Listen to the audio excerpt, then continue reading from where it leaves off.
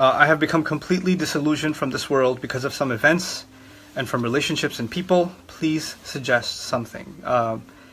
Very often people hurt us, and when they do, we tend to develop a very gloomy outlook on life altogether.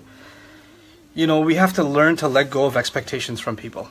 And really, at the end of the day, you can only control your own behavior. You can't control anybody else.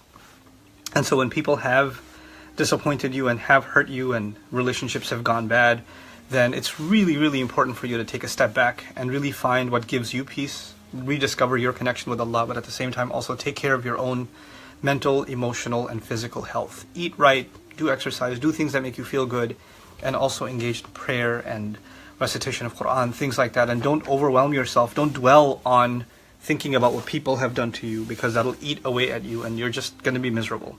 We have physical needs, we have emotional needs, and we have spiritual needs, okay? And for the most part, if your physical and emotional needs are taken care of, then you're able to further yourself spiritually. It becomes easier for you. A lot of times you're going through an emotional kind of trauma.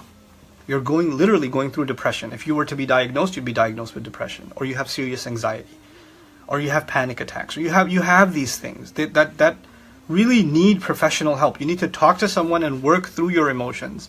You need a counselor, you need a therapist. This is an emotional problem. But then we're told this is a spiritual problem. You're not connected in your salah, you're always sad, you're not optimistic, therefore something is wrong with your iman. That is so bad, because I'm already depressed, and now I'm being told I'm a bad person also. That's not going to help.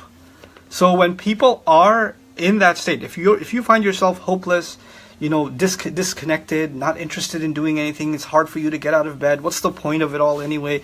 If you're finding yourself depressed like that, maybe it's good that you seek some professional help.